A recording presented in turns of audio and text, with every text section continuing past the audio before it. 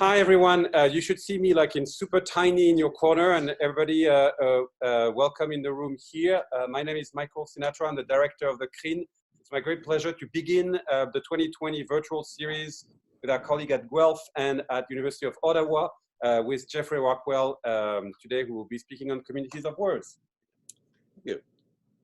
So I'd like to begin by actually thanking Michael for making me welcome here, and of course thanking CRIN. I'd like to also acknowledge that the work I'm going to present on today is really the work of a number of people, but above all is work that I've been doing with Stefan Sinclair.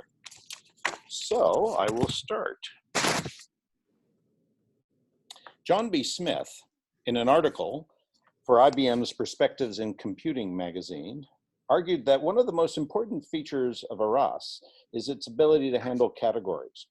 ARAS, which stood for Archive and Retrieval and Analysis System, was a pioneering text analysis system designed to go beyond batch text processing and to allow a humanist to evolve an interpretation interactively. Iteratively defining categories or lists of words when wanted to follow in a text was central to Smith's idea of how humanists could build up an interpretation. Lists of words could be, for example, a list of words having to do with heat and fire.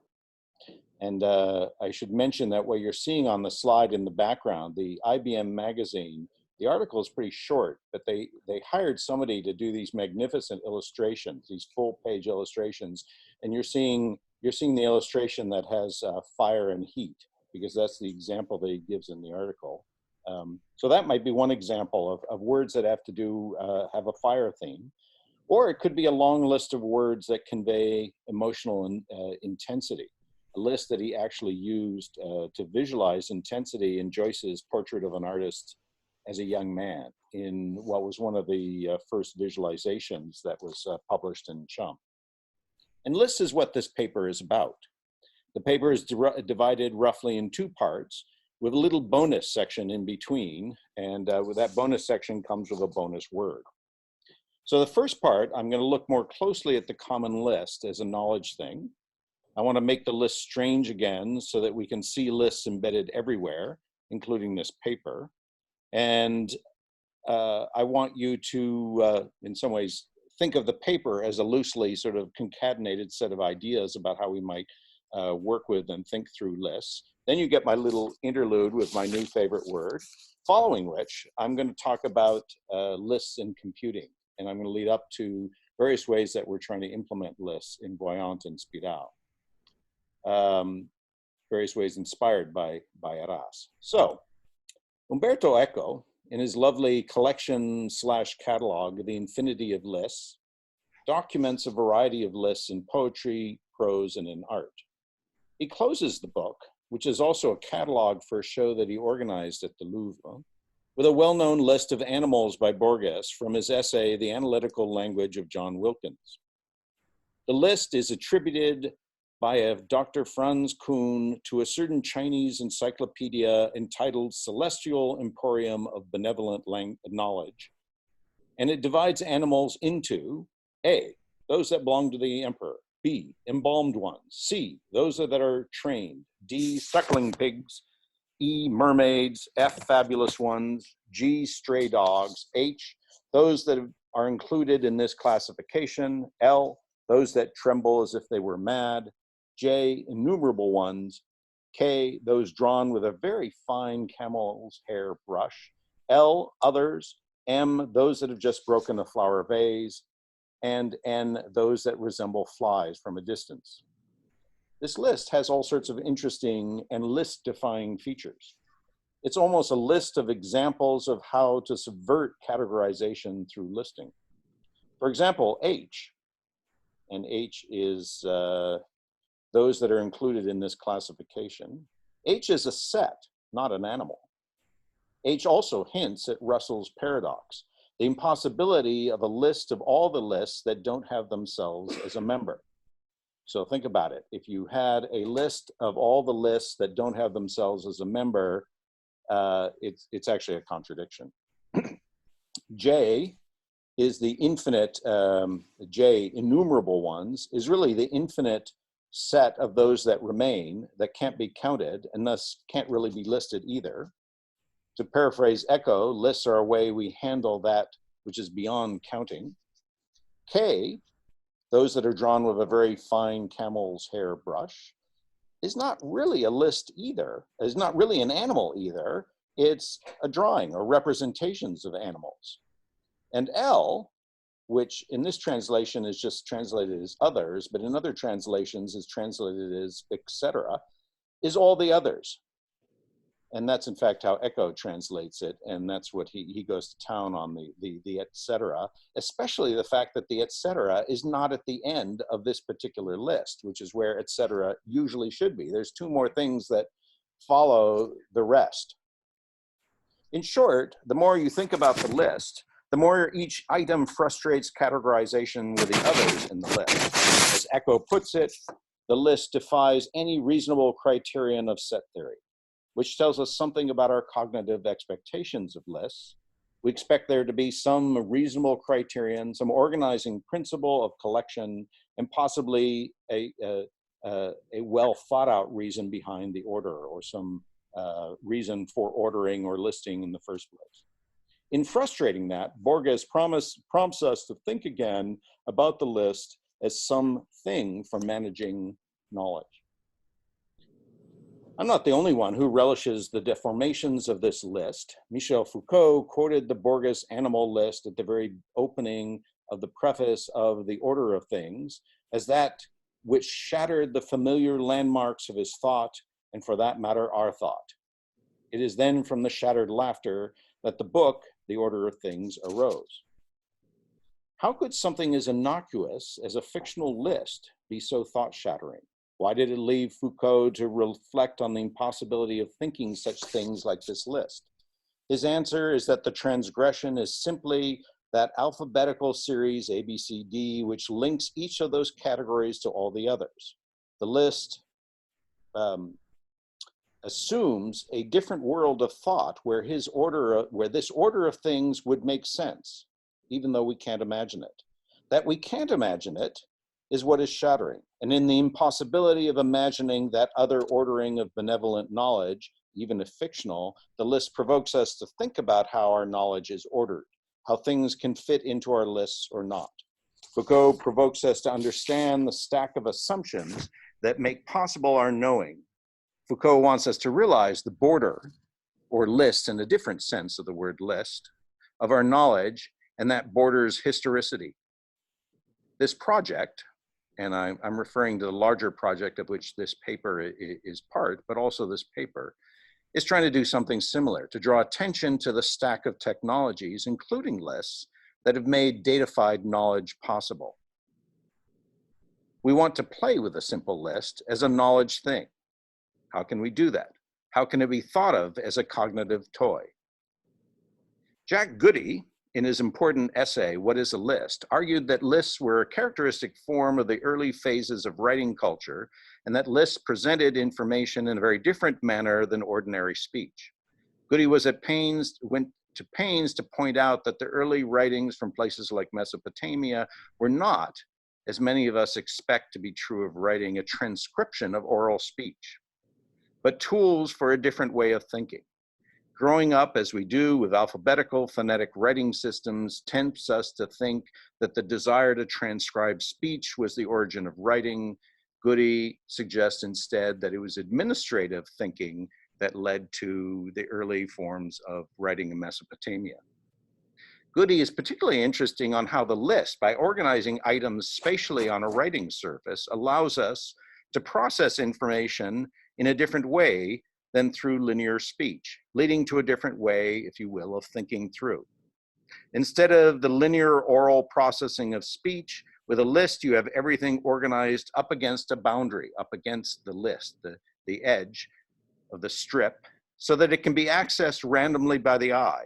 It is, if you will, the first step in the visualization of information, and one could almost suggest that it is the beginnings of ideas that eventually lead to databases. One can skim a list. You can check things off. You can reorder the list. You can compare items, especially when the list becomes a list of lists and metastasizes into the table.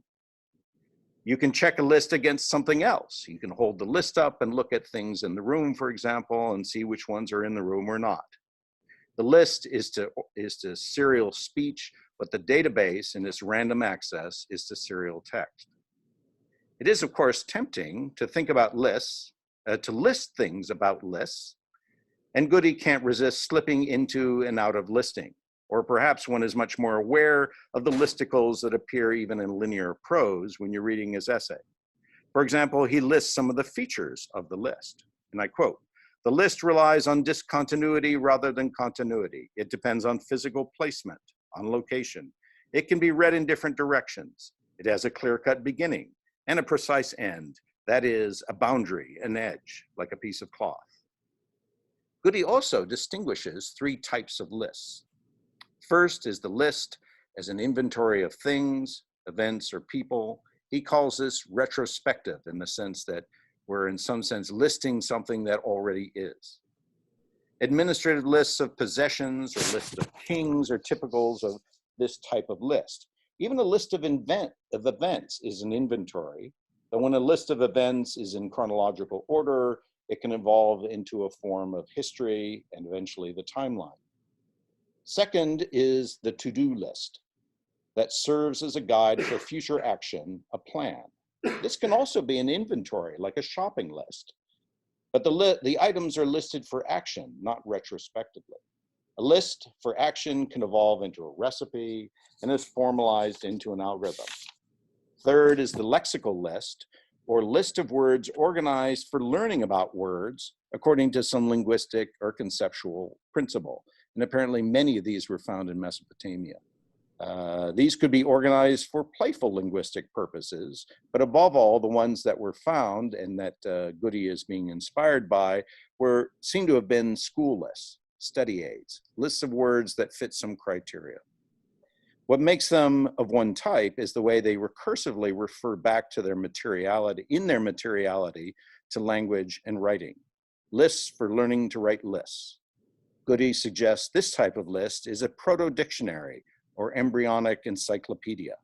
And one can see how they would evolve into lists with definitions and then into lists that are supposed to encompass some phenomena encyclopedically. That writing could be a technology that changes how we think should not be a new argument. It's certainly a well-traveled argument in media studies.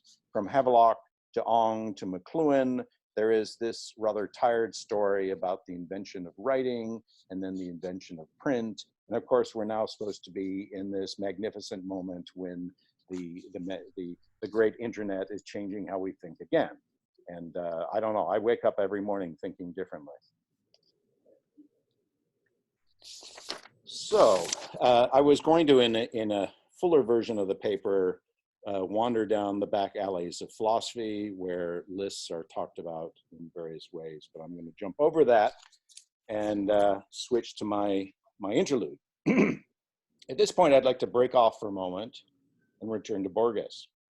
In his essay on the analytical language of John Wilkins, Borges deliberately diverts us with a word that I'm pretty sure he expected his readers not to know. And that word is, and I'm not going to pronounce it correctly here, but Anacoluthon, the plural of Anacoluthon, which is an unexpected discontinuity, as in the phrase, Anacoluthon is a breaking off of what is a syntactic cough. I digress for this word I had never heard, both because it led me to break off the reading of Borges, to Google the word, but also because that is exactly what's going on in Borges' lists of animals. Each item turns away from any sequence you might begin to infer for the list. At first, I thought this was rather just another cute use of language by Borges to make his point about the impossibility of a language that could comprehend the universe, which is a simple reading of the thesis of the essay. But on writing out my thoughts, I've come to believe that discontinuity, digression, divergence is fundamental to understanding the list. It is the breakdown of the technology of the list that draws attention to the instrument you're using, the ready to hand.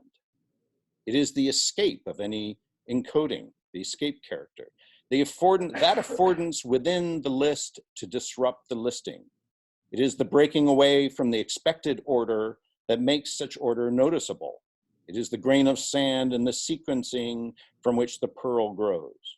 Speaking personally, I'm not embarrassed to say that it is in the Anacoluthon of research, the unexpected side trips, the rabbit holes, the embarrassing questions that I find the greatest pleasure in humanist scholarship. It's not in the method, the business, the grants, the achievements, but in the digressions that I'm a humanist. Building tools with which to do research has, of course, been the greatest digression of all. So now I'm going to talk about the ways computing, specifically text analysis, has made use of lists. In 1966, Philip Stone and colleagues released a content analysis tool called the General Inquirer and published an associated book through MIT Press called The General Inquirer, A Computer Approach to Content Analysis. Specifically, what the General Inquirer did was to tag sentences based on words from a dictionary of categories. So imagine a spreadsheet, you have a series of different categories. The categories might be, positive emotional valence, negative emotional valence, male gendered words, female gendered words, anger, hostility, on and on and on. And then imagine a tool that goes through and first tokenizes by sentences and then tags each sentence according to the categories that they seem to draw words from. And then actually, as a second step, it can tally those and in fact count things. So you can sit there and see for any particular text, what are the different categories, which categories get lots of sentences, which don't get many. And this is a tool that actually was widely used and, to some extent, grandchildren of this tool are still used today. The types of categories developed over the years is quite impressive. The basic Harvard 4 dictionary has 17 types of categories. Each type of category then has 2, 3, 4, 5, 6 child categories and so on like that. They go from hostile, strong, weak, active, passive, pleasure, pain, virtue, vice, legal, military, ritual. There are all sorts of categories which over the years were developed to work with the General Inquirer. 2 years after the General Inquirer was released, a very hostile review symposium was published in our community in Computers and the Humanities. It was actually not just one review of the tool, it was 3 reviews, just to make sure that the coffin was nailed shut. What was the problem? One of the reviewers, James D. Merriman, put it, the dangers of inserting our hypotheses into the data and then pulling them back out like rabbits from a hat are really at issue. What bothered the humanists was that these categories were being used diagnostically. You have predetermined, and in some cases, quote unquote, scientifically determined categories, which, in the words of Merriman, were being used as hypotheses, were then being sort of found in these texts and then pulling out conclusions from that. The General Inquirer's sin was that it worked from scientifically prepared lists of words that were designed to diagnose the phenomena in a text rather than interpret the text. And this is where Arras and later TACT and other tools differed. The humanities tools offered a hermeneutical approach where the categories are developed from the words in the text, but more on that later. The idea of a technique, content analysis, that uses prepared lists of words to measure phenomena is, despite the poor reception in CHUM, one that has flourished in the social sciences and computational linguistics. To give an example of a contemporary tool, and I'm just going to actually say something for a moment about the slide that you see before you.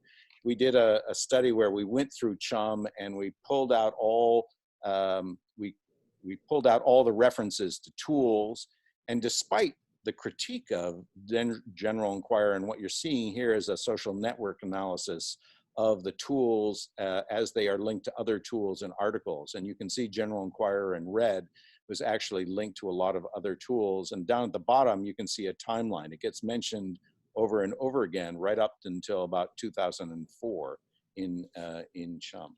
Anyway, so I was talking about Luke, which is a tool that is, it's an academic tool, but you have to pay for it, linguistic inquiry and word count.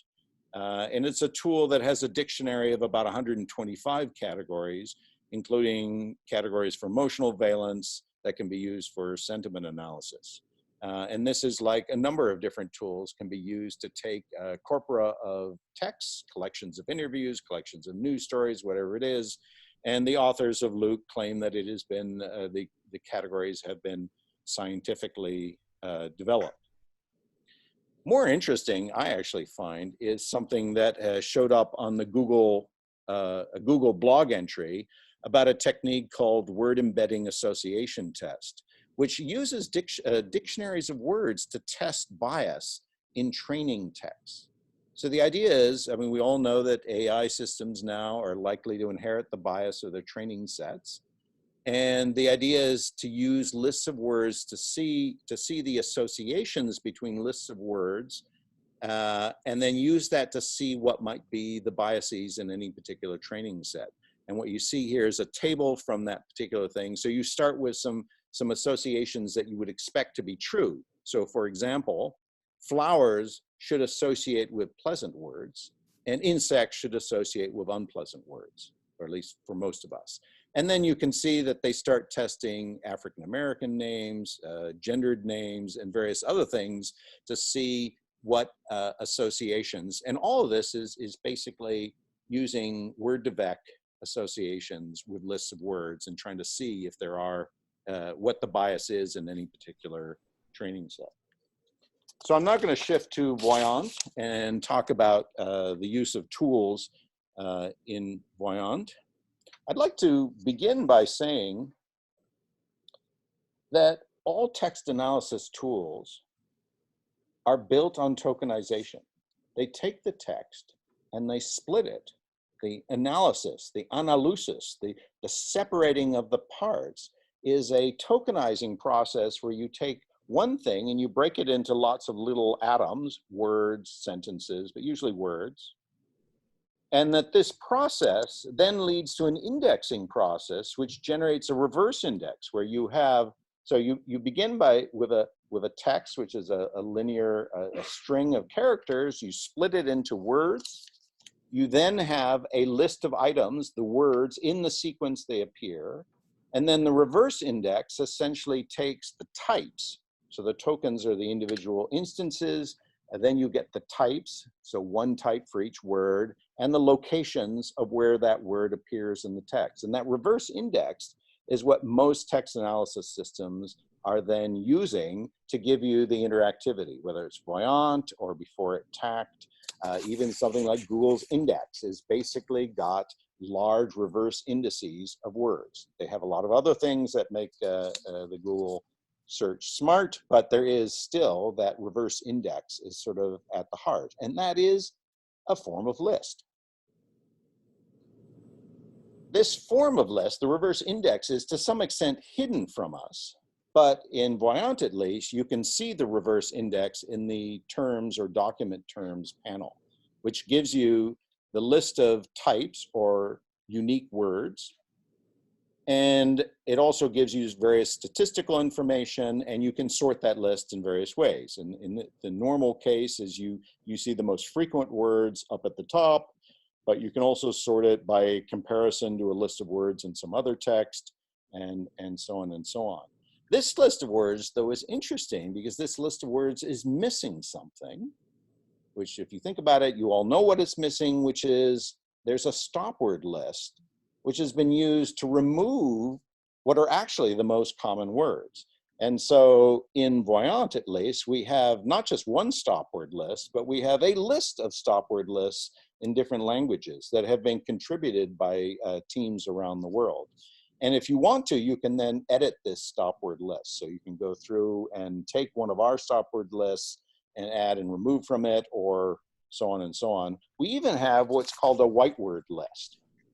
In some cases, you don't want to remove words. You want to designate the precise list of words which you're going to operate on.